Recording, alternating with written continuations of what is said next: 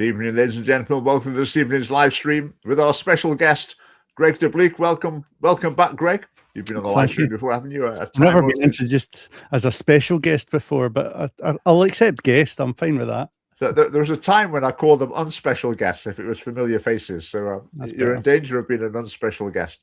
Yeah. Phil Holden's going to be joining us later on. We've got all sorts of things to talk about. We've got something interesting to show you as well later on to give you a little sneak preview of something we've got up our sleeve for the election campaign. So hang around for that. We're going to be talking about some opinion polling among Christians a bit later on. We'll wait for Phil to arrive for that as well. Maybe that's very interesting indeed to see how many and what type of Christians are particularly supporting the Scottish Family Party. But yeah, before we go in, so Greg, what have you been up to today? Anything exciting? I have been learning to speak accountant today.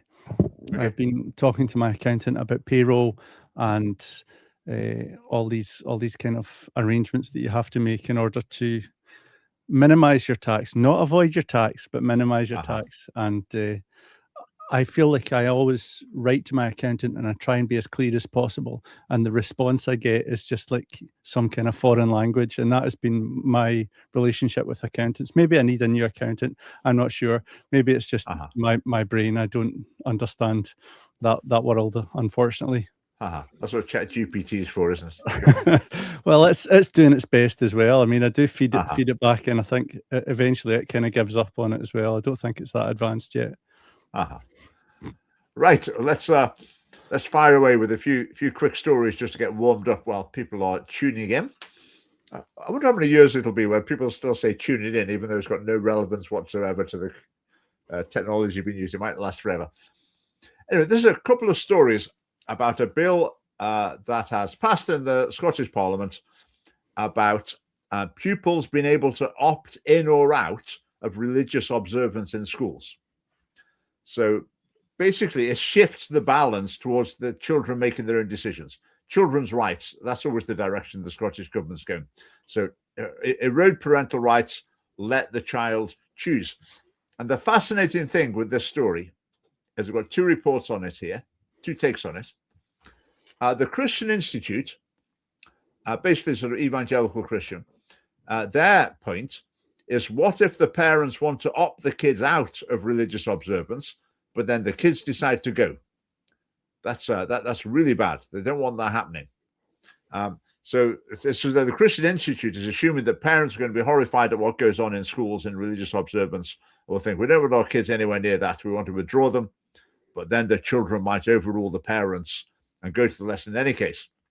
So the Christian Institute thinks that's the risk, whereas the Scottish Catholic Education Service thinks the risk is that the children will make their decision and opt out of religious education. So the Christian Institute is worried that so the Scottish Catholic Education Service is worried that kids will opt out of religious observance. The Christian Institute is worried that the parents won't be able to opt their kids out of religious observance, which is quite interesting, isn't it? So the Catholics are assuming that their schools are good and they want to make sure the kids are in them doing the Catholic stuff, whereas the Christian Institute is more interested in making sure parents can get their kids out of the schools where they are.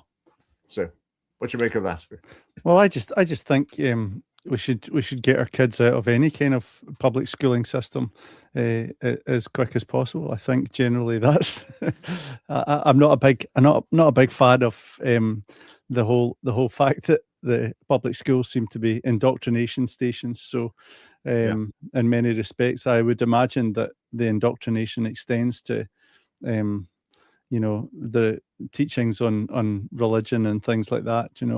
I always find it really surprising that parents put their kids into the public school system and then are surprised when the kids, 10 or 12 years later, come out of it sharing the values of the secular overlords that have set up the public school systems. But yeah, I mean, I guess that's different for the Catholics.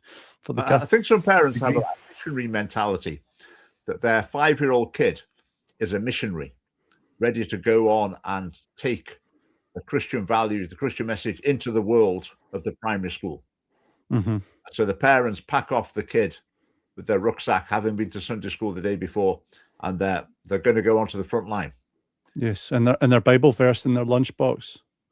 Yeah, I think generally speaking, I'm not sure that's a good strategy. I'm not sure the children, particularly young children, I'm not sure we should see their role as to go and be missionaries in other areas. But a wide variety of views on the matter. I just found it fascinating how the Catholics and the Christian Institute, the Scottish Catholic Education Service, the Christian Institute, had totally different concerns from it. Which side would I be on? I'd be on the Catholic side. If I thought the religious observance was good, I'd be saying, yeah, we don't want kids just opting out of this willy-nilly. This is a positive part of their education. But if it's bad, then you definitely would want to be able to opt out. Right, here's a quick one. So this is Lorna Slater, who I understand is a Canadian citizen, but she stands for election here. She elected if you're a Commonwealth citizen, then if you come to Britain, then you get sort of citizens' rights. I think you can vote, you can stand for election, and that's the system. So we've got Craig Houston here saying, basically, we need to abolish foreigners in Holyrood. So his attack is, you're a foreigner, so we don't want you in the Parliament. What do you think about that, Greg? So Craig, is he SDP? Yeah, I don't know if he's left the SDP yet, but yeah. Right. Okay. I mean, it certainly sounds like an incendiary statement, but I mean, if you think about it, in America, you can't run for president if you are not American. If you're not actually there. I mean, it sounds like it's kind of crass, and it sounds like a kind of racist statement, but I guess it's based on this kind of idea that if you are a foreigner, then your allegiance, rightly lies with the country that you originated from, and it's very difficult if you are going to come and try and legislate for the interests of the people in a different country. How can you do that and still hold on to the allegiance that you allegedly have for your original country? I guess, if we were trying to kind of be charitable to his statement, that might be how it comes across. But I don't know if that's necessarily the case. I think if people can demonstrate that they have some kind of formal allegiance when they take public office, if they can sign up to a declaration of public allegiance to serve the country and the nation and the people that they are, employed by, then I think that's a reasonable thing to do. But yeah, what do you think? I would say if I felt that Commonwealth citizens shouldn't be able to come here and vote and stand for election, which is maybe a reasonable point of view. I haven't, that's maybe fair enough. But I think to use it to attack an individual like that, I think is out of order. If you want to make the case, if Craig Houston wanted to say, right, our policy in the SDP is we're going to bring to an end the Commonwealth system that gives you voting and becoming an elected representative, gives you those rights, we would repeal that. I'd say, okay, fair enough. But to say, basically we need to get foreigners out of Holyrood, I think that is out of order. Another one from Craig. Craig's quite a significant figure online in Scotland, so it's quite important to point out differences here. So this is on X. So the story is Sadiq Khan's friend, someone or other, convicted of spiking a woman's drink with date, rape, drug, whatever. Police found 2 bottles of substance. So whatever. So bring the story. A friend of Sadiq Khan committed a crime. That's the story. Mm-hmm. And then Craig Houston retweets it, saying, I guess sharing this makes me far-right, racist and bigoted. Anyone saying that or even thinking it are obviously not interested in protecting females. That just makes me think, what are you talking about? This story has nothing to do with far-right racist. It's like active victimhood. I don't know. There seems to be a leap of logic there. It's like, no, it's sharing. Why you're sharing a story like that, there could be a whole variety of motives for doing that as well. And there's this funny thing in politics. You're seeing it a lot, actually, particularly in relation to the Jeffrey Epstein stuff. If you get a picture of one person with this other nefarious person, then that casts a shadow on them. Someone shared a picture earlier on Facebook of Nicola Sturgeon with Hillary Clinton.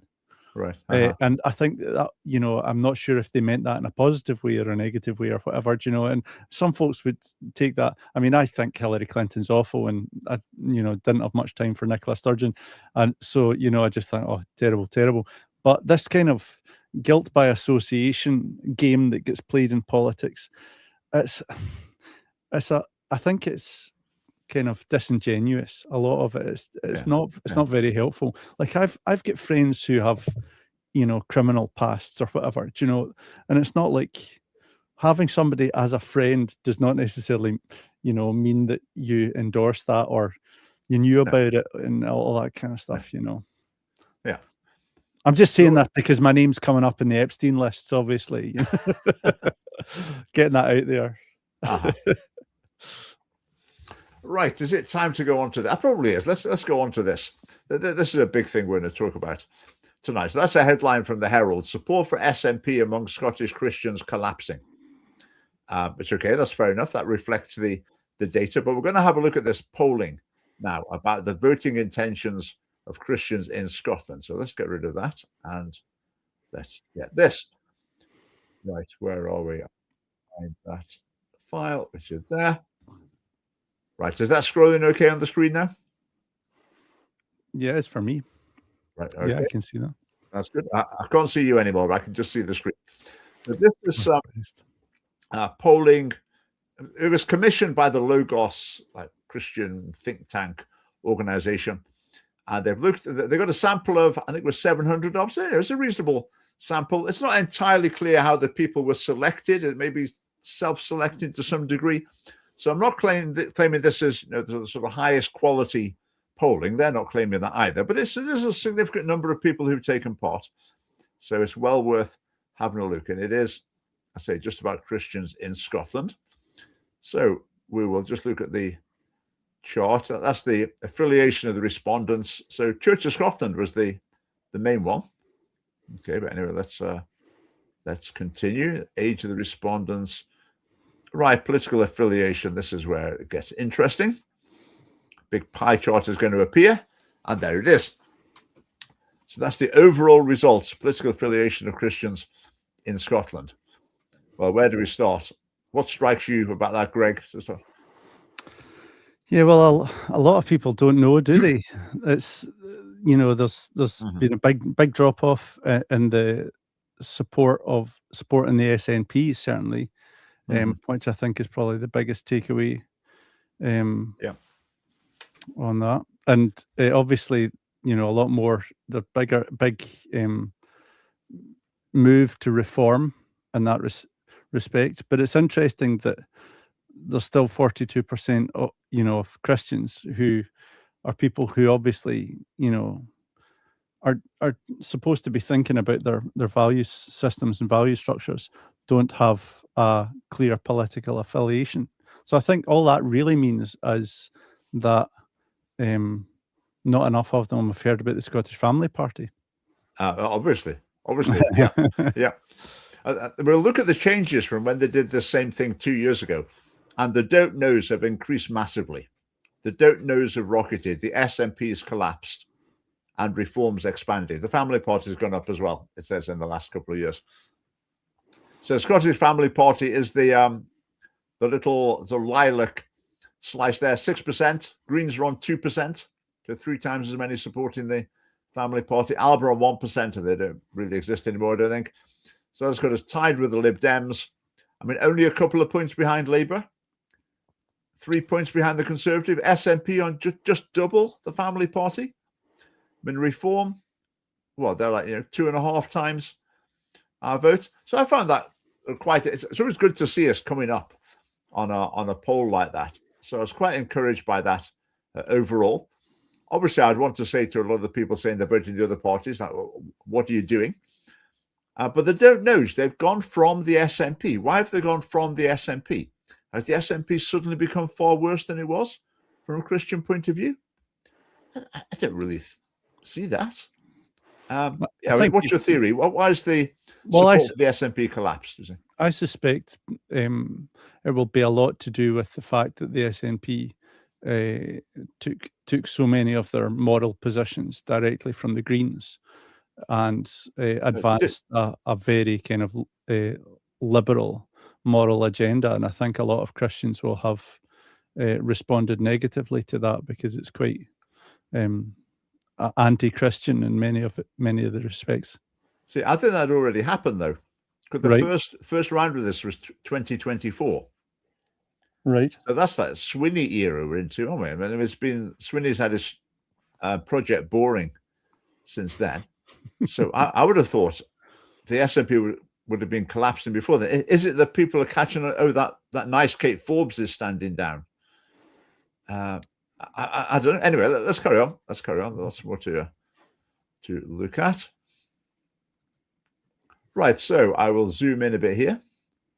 Can we read those, Greg? Yeah, I can see those. Yeah. Right. So we're broken down into different churches now. So that's the Church of Scotland there. So Family Party on 3%. Well, Family Party struggling in the Church of Scotland. Greens are still only on 2%. SNP a bit higher. The don't knows not quite so not drastically different, but Church of Scotland a few less for the Family Party. So in the Church of Scotland, more than twice as many people voting for the Lib Dems as for the Family Party. Yeah. Well, Church of Scotland is liberalising as well. Yeah. So I guess that would be reflected. Yeah. But look at the Catholics. Family Party on 11%. Greens not registering. I mean, that's pretty good. I know they are. Sorry, the Greens are on the 1%, aren't they? Greens are on 1%. It's Alba that's not registering.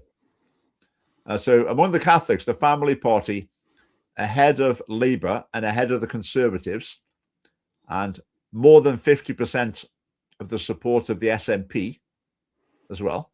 Mm-hmm. So that's pretty good. I mean, my theory on that is Catholics are clearer about what they believe because it gets presented to them. It's written down in a big book and they get told it periodically as part of their church life. So I think Catholics are often a lot clearer about what they believe and how important their beliefs are. I guess there's more of a kind of top-down approach in the Catholic Church, isn't there? Mm-hmm. And you know, I think that's perhaps not reflected so much in the evangelical Protestant model, perhaps. Yeah. Right, let's carry on. John McGrory has said on Facebook, "What a load of nonsense, Greg." And John, if you're still watching, you have to be more specific because about which nonsense that you're actually referring to, because you know we have to narrow it down a little bit. Right. So Free Church, 51% don't know, and SNP down to 6%. I mean, I thought the Free Church was Kate Forbes's domain. Yeah, I thought they were all on her side. So is that what's happened there? I mean, yes, well, I thought the Free Church was quite independent. No, not the church. The members would be quite independence-leaning, Highlands and Islands. Mm-hmm. I'm really so the SNP. I think I'm just checking twice just to make sure I'm not getting this right. I'm getting this right. SNP support, same as the Family 6%, Party. Yeah. Same as the Family Party. But I mean, that's obviously, quite remarkable. The huge figure there, though, I mean, is the don't knows. I mean, yeah. We're talking about a relatively small sample size here when we're breaking it down into right. Okay, 162 is that? Yeah.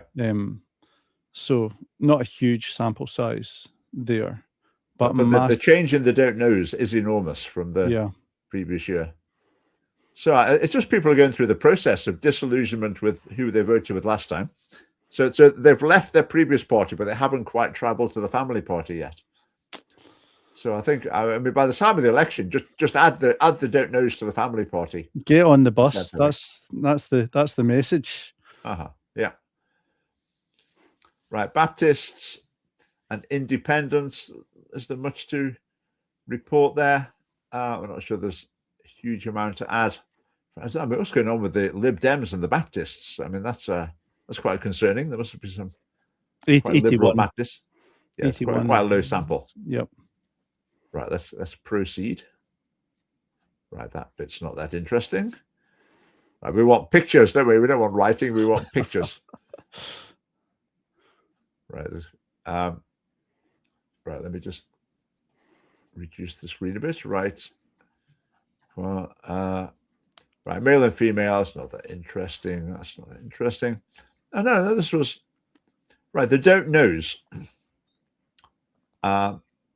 Political affiliation of SNP by gender. So 2/3 male. The SNP. That's interesting, isn't it? Where are the females going? Reform, male, female. It's about the same as the other one, isn't it? So the gender split in Reform is exactly the same as the gender split in the SNP. Females are more likely to not know who they're supporting.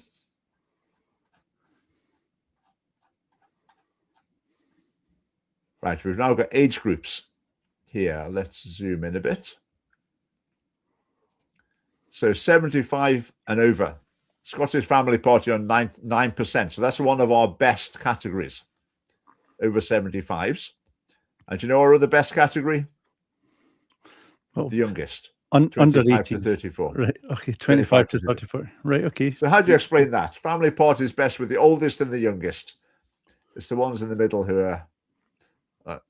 It must be all those TikTok videos that you're doing where you're dancing and responding to things. No, it's 25 to 34.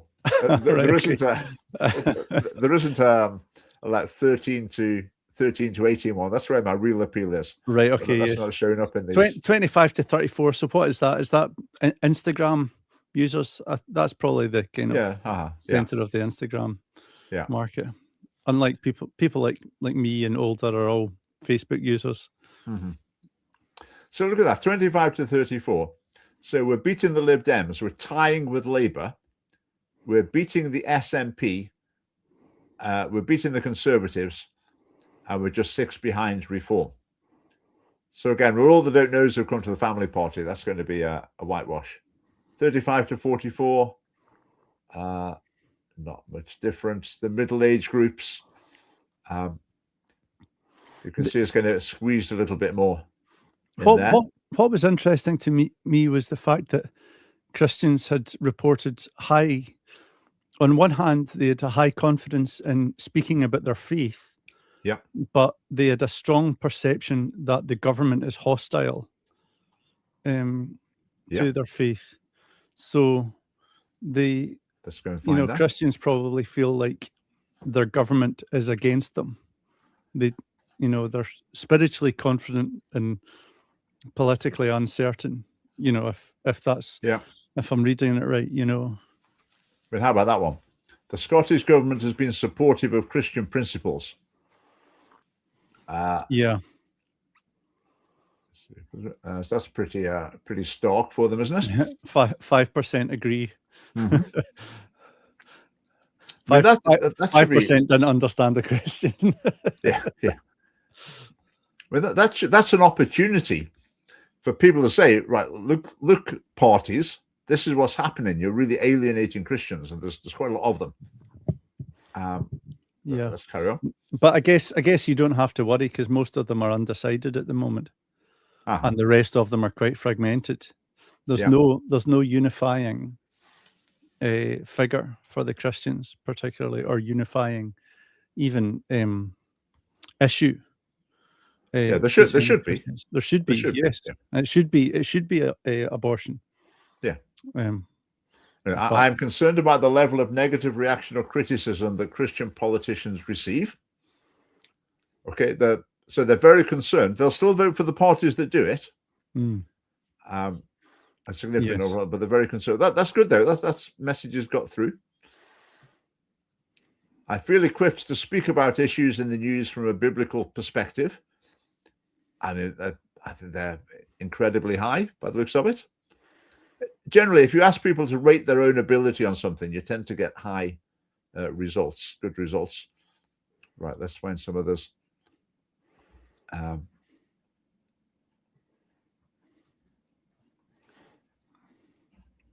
Right, there's some more. Right, changes from 2 years ago to now.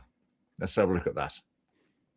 So that was 2 years ago. Family Party just on 4%. But look at the SNP. I mean, they've disappeared. It's quite remarkable. So 2 years ago, was this before when did all the stuff come out with Nicola Sturgeon and her husband? And that's been going on for over a year, hasn't it? Yeah. So I think that would already have been emerging. I think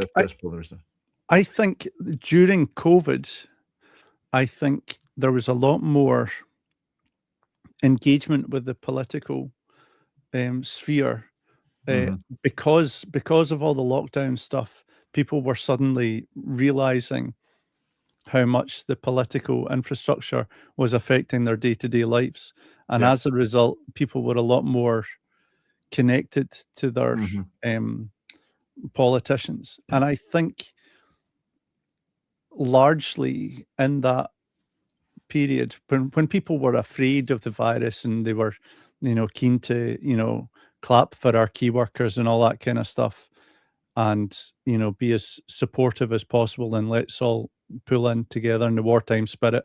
I think, there was a kind of general support for our leaders and political leadership that way, that has, evaporated quite a lot. Oh, there's Phil. Is Phil on a train? Yeah, just on the bus at the moment. I wasn't expecting to come straight up on the screen, but yeah, I'll mute myself. You keep chatting. Right, okay. Right, let me go back in. Phil is on that political bus that I was talking about earlier. So the SNP supporters has basically divided by 3, roughly. Conservatives has halved. Labour not far off halved. The Lib Dems have doubled. I mean, goodness knows what's going on there. We've gone up a bit. Greens have gone down. Alba have gone down. And Don't Knows have rocketed. Reform's gone up, obviously, dramatically. So interesting. Let's see what else we've got. Yeah, this is the changes of the parties. So we went up 2%.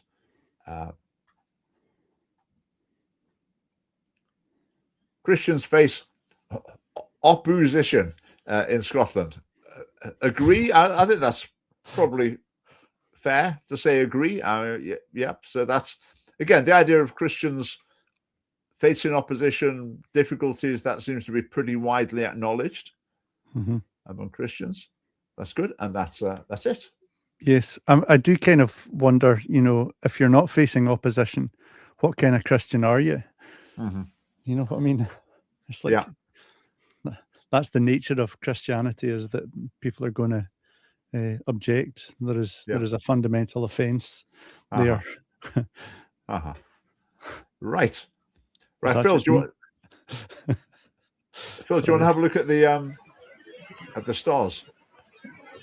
Not just this moment. I'm just going to get off the bus in two minutes, and then so you talk about something else for 2 minutes, and then I'll see you on the Royal Mile. Okay. Could you mute yourself for a minute? Well, I can mute you actually. Right. Well, this is what we've got next. Give me a minute. Right.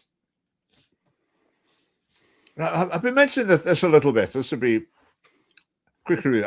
Some of you might not have been following this at all, but it's been quite a big issue online. It's the New Restore Party, Rupert Lowe.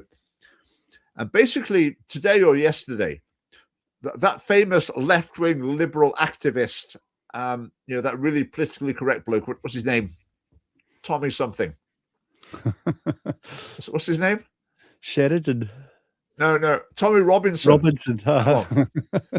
He made a video and he basically said, listen here, Rupert Lowe, all your representatives and what you're saying, particularly your spokespeople, spokesmen, it's sounding like you're saying if someone's not like genetically English, Scottish, whatever, they can't be British. And Tommy Robinson was saying, well, before I start supporting you, I just want to check on this. So if that's what you're saying, then you can, no way, I'm out. Mm-hmm. So Rupert Lowe replied, I wouldn't say it was totally committal, but still, the spokespeople are still keeping saying this sort of stuff. This is an example from their campaign manager spokesperson. You are an Anglo-Saxon, act like it. Right, two things to say. What do Anglo-Saxons act like? I mean, they probably went around stealing coins off each other and, I don't know, burying people in mounds in the ground. I don't know, fighting with Vikings. I don't know what they did in particular. But the most significant point... That is the most ridiculous thing to see. An Anglo-Saxon act like it. What? But then it says, you are an Anglo-Saxon. You. So if you're, say, a black person following this Restore Party spokesman, you are an Anglo-Saxon. Well, no, you're not. Mm-hmm. So it's like saying, well, push up. This is not for you. This is just for the proper white people who with their British ancestry. So I'm quarter Dutch, Richard, as you might guess from my name. So I'm not quite sure whether I am actually Anglo-Saxon. So maybe if I was Anglo-Saxon, I would implicitly know what that meant, and I would act like it. I think my name's French, but by the time you go back enough generations, you've got ancestors from all over the place, haven't you? So I don't really know if I'm Anglo-Saxon or a Pict or a Scot or a Celt or whatever. I'm not sure. This is why we don't understand it, Richard. We're not Anglo-Saxon. Yeah.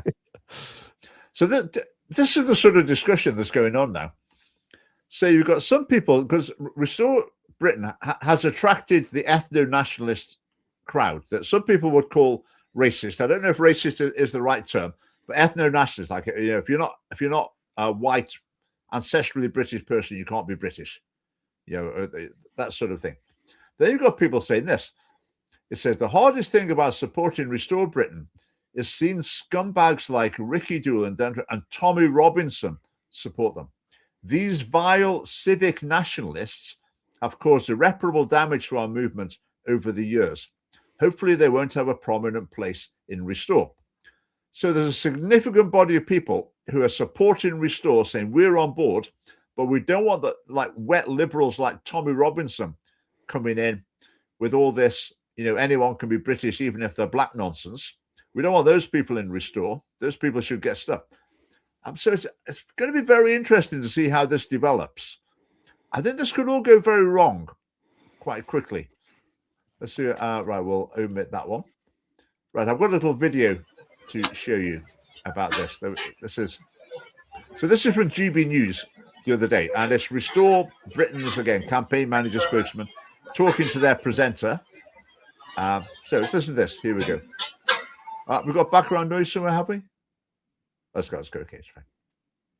To give it the detail that it deserves. Okay? So if we could just stay on this point. Can I just stop you there? I know exactly how much time we've got. Yeah? There's no breaks in this hour. We've got time.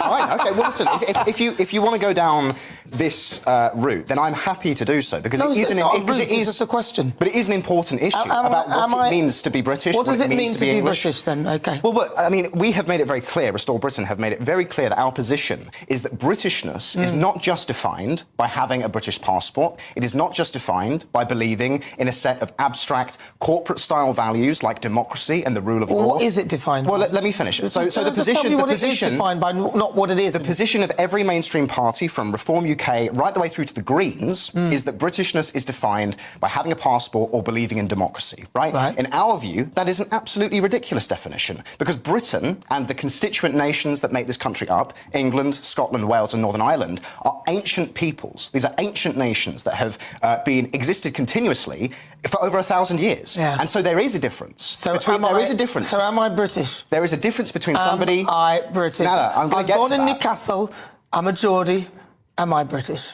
Well, look, you're born in Britain, you know, and all the rest of it. So in that sense, yes, you are British. So but there is which bit of me isn't then? Well, there is obviously a spectrum, because there is a difference between somebody who has come here in the last 5 years and got themselves a passport, and somebody like me, whose family has been in this country literally for thousands of years. Okay, there is a difference there, and this is an important difference. Have you heard of Cheddar Man?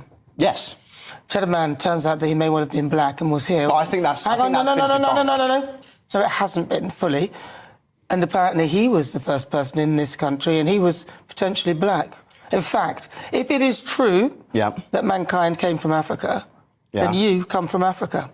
Well, I'm a Christian, so I think we all share a common ancestor. Well, you might believe that, but science says otherwise, that mankind came from Africa. If you're going, how far back are you going? I'm going back to the beginning. For what? Well, mankind. For mankind? Well, if they're saying the creation of mankind, and mankind came from Africa, then you're from Africa. Your heritage all the way further back. Well, if the out of Africa theory is correct, then yes, but that doesn't mean that doesn't make me African now. Well, I mean, you can see what's going on there. I mean, he can't answer. She's trying to say, "Am I British?" and he won't answer. But the idea that his family goes back in Britain for thousands of years, I mean, that's a nonsense. So no one's got records going back thousands of years. But this is why people are absolutely reasonably saying there's a big problem with Restore Britain. And in the title of this live stream, I said Rupert Lowe is incompetent, because what he's done is launched this party.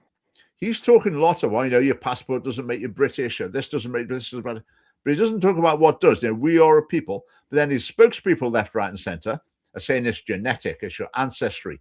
You're not actually properly British if you haven't got British ancestry. And then Rupert Lowe saying, "Oh no, well maybe we don't mean that." I just think it's incompetence to launch a party and have your spokespeople just going off like this in all sort of directions, and just not controlling the message. I think it's incompetent. Right? What do you think? I've got probably 2 minutes now to share the stars thing. I then need to pick up my wife, so that's the slot I've got. Right. We'll take a short break. Phil's got something to share. Short diversion. Yeah. You'll need to show it on your screen if you can. Yeah, if you can do it, and kind of narrate it as well, I guess. Tell us about the stars, Phil. I'll just get it ready. This is a presentation I've been working on. It's something you can share. So there'll be a link in the chat that I hope Richard will post in there. And once you get that, look at the presentation, share it on Facebook, share it on your WhatsApp with everyone. And it's an illustration of the number of abortions that there have been in Scotland. And so every single star in this represents one life. And as you scroll through these stars, it will give you various facts and various figures about what's been happening in Scotland. And you can use it on your phone as well, and just give it a go, and then share it. Share it with your friends, share it with everyone in your contacts, and then at the bottom it will talk about the Scottish Family Party and just how we're different to the other parties on these issues. So have a look in the comments or in the chat on whatever platform you're on, and hopefully Richard will post that link. The link is the chatsfp.com. We're not posting it now, are we? Yeah, we're posting it now. So the chat SFP. No, that's okay. I put the share thing in it, so it will come up with a proper thing. But use the chat SFP and then /stars. You should see it in the chat, and you'll see it on your WhatsApp as well, Richard. Phil, I think that's brilliant. Right. I think that's excellent. Yeah, so have a try. Not now, because this is really interesting discussion we're having. But later on, have a look. I'll stick it in the comments. And there we are. Have a try. It's really good. Have a try of it, and do share. Hit that share button. And just get it floated around a bit. Put it in the chat now so people can see it, and then it's in the chat. Cool. Okay. Yeah. Okay. Thanks, keep sharing chat SFP as well. That's had some updates. Now has videos, has images, and if you're having a good chat on it, you can share the link, and it will share the chat that you're having. So you can share a chat with other people and things like that. If you get good answers, or if you want to answer somebody's question, what does the SFP say on something? Then ask it to chat SFP, and then go up into the URL bar, copy and paste it, and then you can send the answer to people. Okay, I'll leave you. Thanks, Rob. Yeah. Right. See you soon. Thanks, John, for that. I was actually trying to click on a different comment. Right. So, Mr. Williams UK War Machine 4904 was talking about the video we just watched. Let me just. That's not an Anglo-Saxon name. Get rid of Phil. She's born and bred here. She's British. Real question is whether she's English. Now, I know this has become a thing, hasn't it? People trying to define English as like ancestry, but British Genetics. as citizenship. I don't think you can really decide the definition of a word like that and then try and impose it. But it is ancestry part of national identity. Yes, it's an important part, even. But someone without ancestry can be fully, a member of the society, a citizen, etc. So great. Well, do you know? I mean, these being able to define them. This was one of the things that I was looking into when I was researching Christian nationalism and trying to understand the idea of nationalism and what is a nation. And the idea is that it is a group of people who have a shared history and a shared language and shared values and shared place, and shared culture. Now, so the genetics is not really, I mean, genetics might be a kind of unifying aspect to it, but it's not something that really ties people together so much as these other things. Yeah. And now having a shared history, I think, is important, but nobody is really thinking about their family history from 1,000 years ago. We're thinking about, the wars that our grandfathers fought in, and the place that our parents lived. I mean, as you get further distant in the kind of genetic history, the less relevant it is.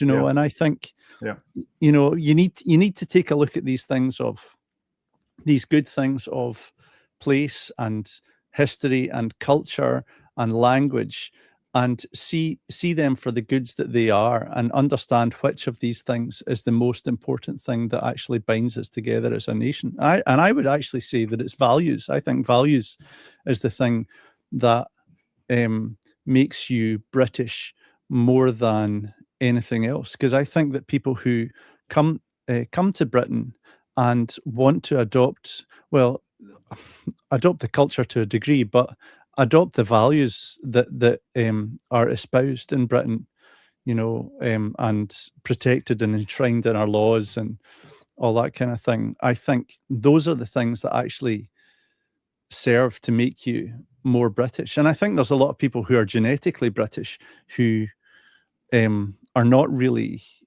signing up to these other things. They don't care about values. They don't care about the land. They don't care about the history. They couldn't care less about the culture. And I think they wouldn't defend the country. Problem.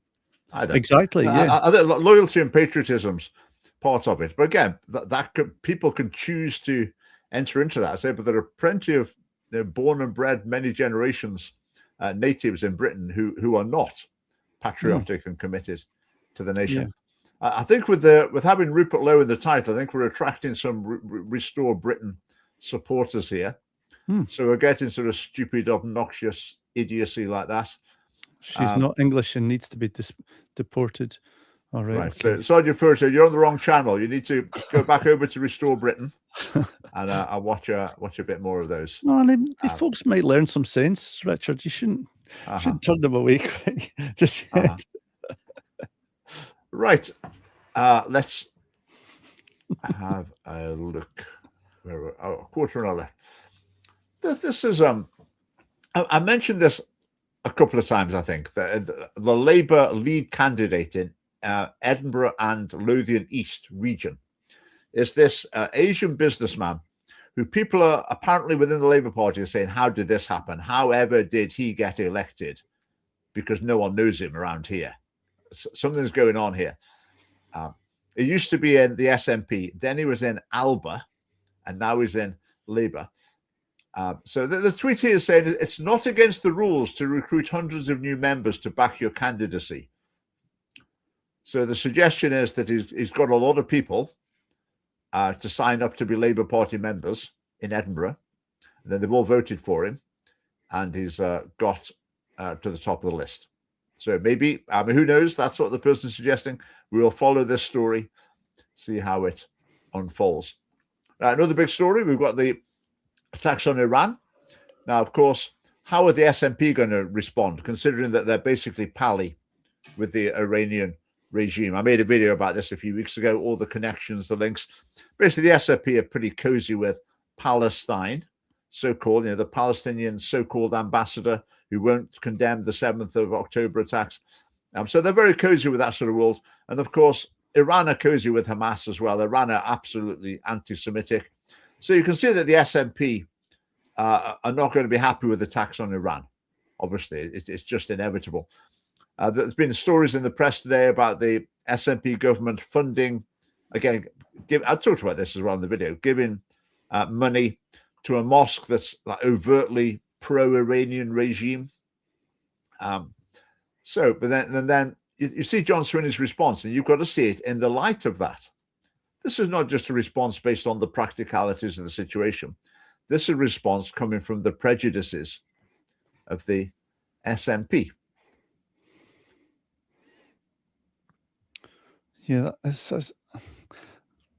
such a kind of milquetoast response, that, isn't it? And we must abide by the international rules-based system. And,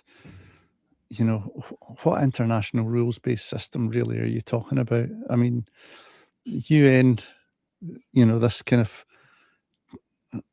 toothless entity, the international community. There isn't really an international community. He's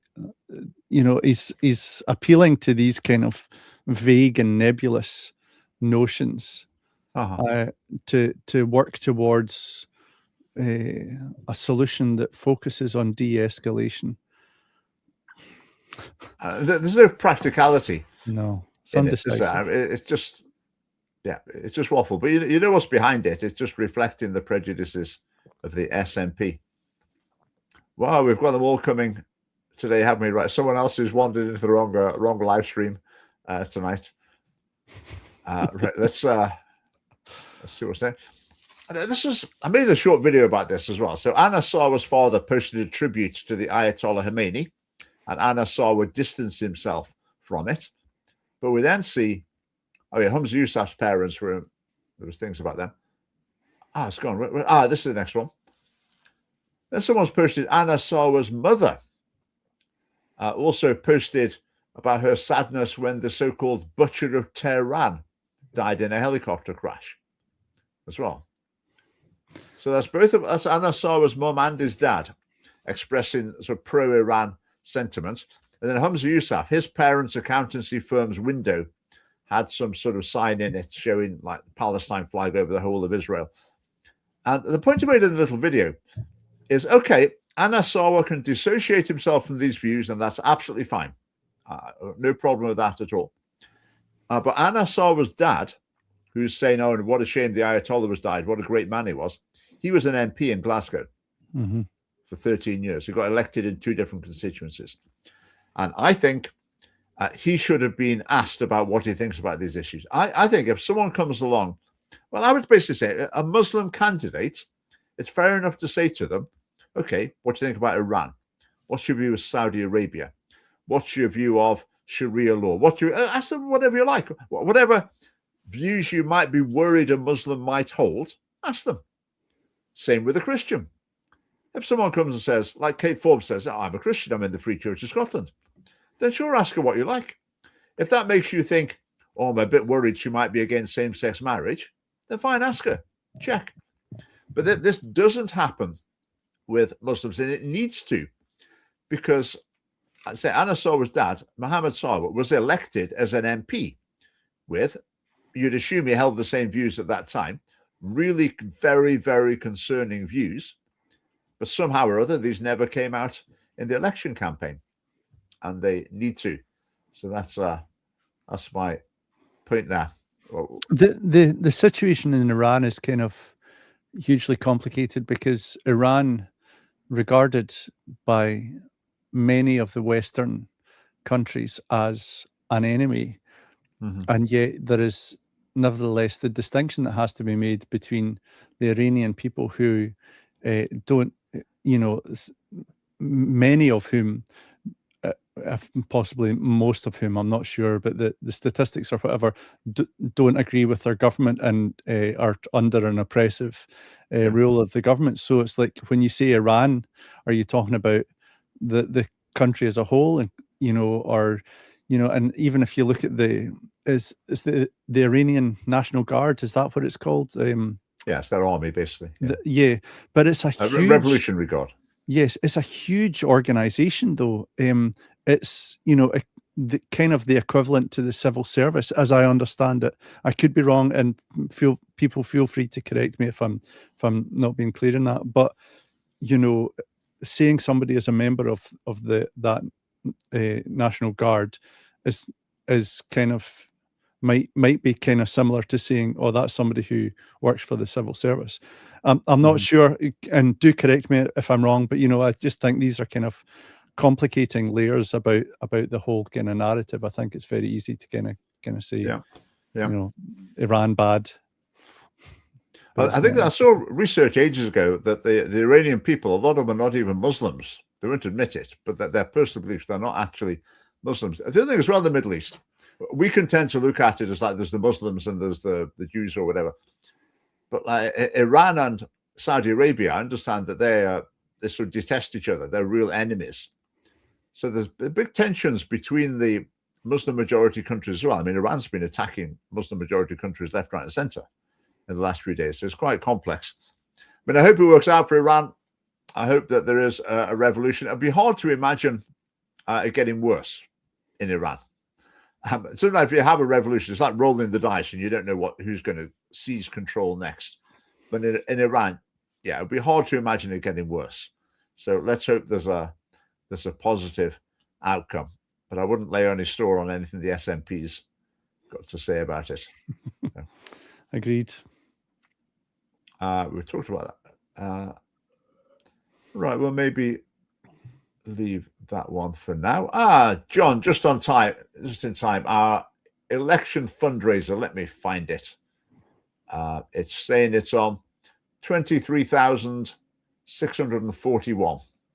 So I will paste that in the comments if anyone wants to chip in. So I think basically we're more or less there for what we need for the leaflets. To get our leaflet through every letterbox in Scotland. We're more or less there for that. So we're now extending. I think our main focus now is going to turn towards social media advertising. But again, that's a massive part of the election campaign. You get very good value for money from it because we want to reach people who've had no contact with the family party before. And to do that on social media, okay, people share things and that's all good. But really what makes a big difference is spending some serious money on that. So we'd now like, let's have another 10,000 for social media advertising. That would be great. I've left my wallet somewhere, but I'll look at it, Richard. Don't worry.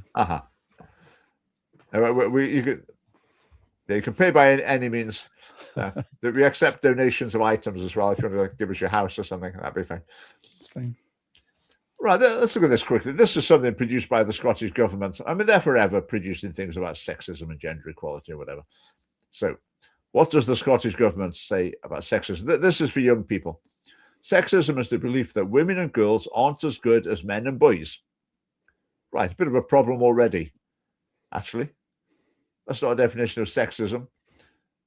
That's a definition of sort of anti-male sexism. So right from the first sentence, they're assuming there's no such thing as sexism the other way. Anyone thinking that men and boys are not as good as women and girls. And there's lots of people who do think that. It can be seen in unkind comments, mean jokes, or rules that say girls shouldn't be allowed to do certain things just because they're girls. So it's sometimes called misogyny. So sexism and misogyny, they're the same thing, really. Sexism can lead to girls and women being treated unfairly and not given the same opportunity as boys and men. This is wrong. Everyone deserves to be treated equally and with respect. I mean, how about that? Just totally one-sided view. It's not even conceived of that there might be sexism going in the other direction. It's sometimes called misandry. Yeah, they didn't get around to that. No, on their page. I mean, that's the Scottish government. I mean, total capture by feminists, basically. And I would say, actually, is this fair to say? There's no one in the Parliament who would push back on this thing? Sort of thing. I think it is fair to say that. I think it's fair to say there's not a single MSP who would challenge this sort of thing.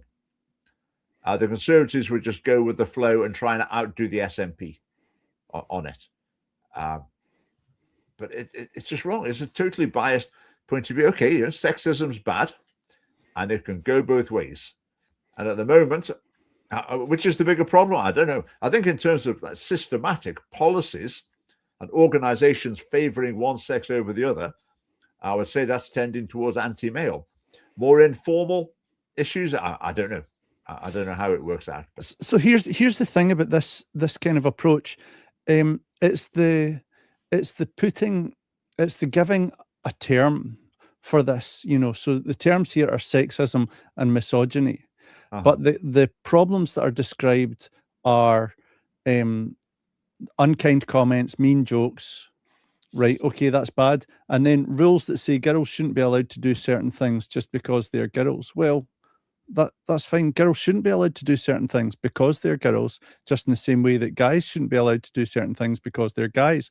For example, go into the women's changing room, So when you put all these things under a particular term, and that term then carries this negative weight as a pejorative term, then you can bundle all kinds of things into that. And it's like racism or any other kind of ism, that's negative in that sense, rather than calling out the specific things. There's no real political capital in saying, I'm going to campaign against unkind comments and mean jokes. These things have to be bundled together in a big, nasty looking parcel so that you can call it sexism, and then you've got something to campaign against. And it's sophistry. I'm not impressed by that kind of approach. But it's as though they're saying, actually, unkind comments towards women and girls, I assume, that's sexism. So someone reading this could assume that this is saying, any unkind comment doesn't have to be related to the sex at all. It could just be an unkind comment. So it's priming people. So if someone's unpleasant to them, it's priming them to see, that's sexism. I always think is really, really unhelpful. Right. 2 minutes to go. Greg, I won't ask you if you watch my video because it would be embarrassing if you'd failed in your duty to watch my video on this. But this is about schools. Try and watch them all, but carry on. But remind me, for the people out there who haven't seen it. I assume everyone out there has watched it as well, apart from the Restore Britain fans who are popping up. This was Aberdeen. Statistics for violence against teachers and violence in schools, just terrible, skyrocketing, falling to bits. Teachers complaining, real problems. So the Aberdeen Council did some research to try and get to the heart of what was causing the problems. And they found one of the causes was pupils being hangry, which is a combination between hungry and angry. So they get hangry before break time and before lunchtime, and that causes violent behavior. But violent behavior is also caused by coming back in from break time, because you've just been running around and in your body chemistry hasn't quite adjusted. So before break time, because you're hungry, after break time, because you've just been running around. In break time and lunchtime, because the times between lessons are a risk factor. But then in lessons is when most things happen. So being in class is also a risk factor. Between 2 and 3 in the afternoon was a particular risk factor as well, because people are getting a bit tired.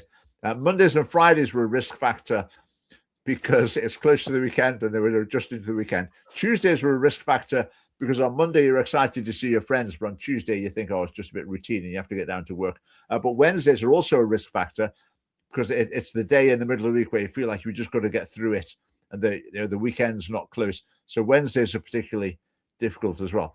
Life gets tedious, don't it? And September's the worst month. So basically, and they were talking about these things causing. They're getting to the root cause of violence in the schools by just doing a tally chart of when things happen. I mean, it's really laughable. And they really did think, they were saying, no, this is really going to help teachers. How's it going to help them? Are they going to hide in a cupboard between 2 and 3 so no one comes and hits them? Or they're not going to have school in the morning and the afternoon and break times and lunch times and whatever. They could hide behind their desk and just fire out Yorkie bars to all these hungry kids. Sorry, yes. Yeah. And it really, it would be if it wasn't so tragic, it would be laughable that this is their attempt to get to grips with the issue. Now, there's a comment I was going to put on, where are we? S&P have destroyed education. That's absolutely true.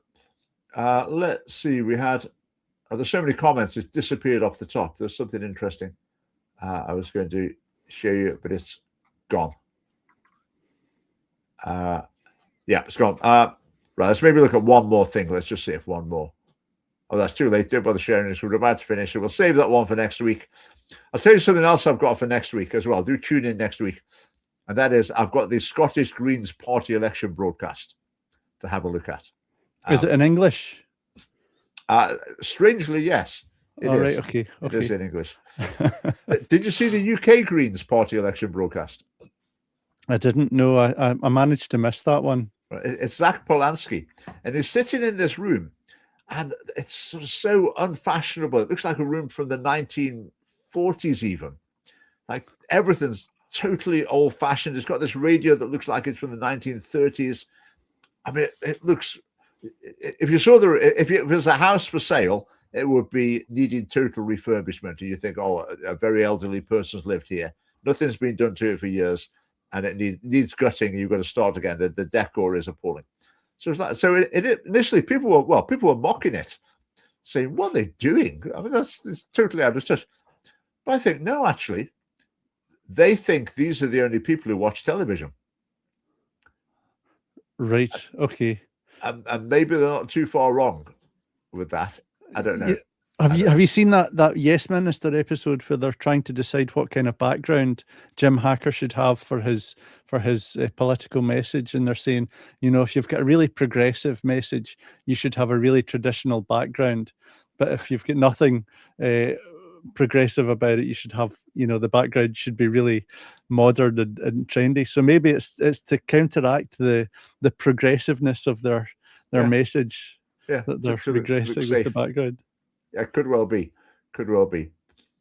Right, our hour is up. Thanks for watching, everyone. We've had quite a bumper audience tonight. Greg, thanks for coming on. No, thanks a lot for putting up with all my nonsense as well. Appreciate that.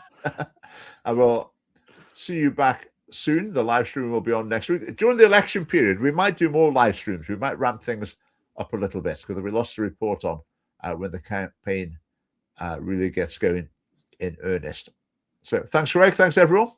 And good night.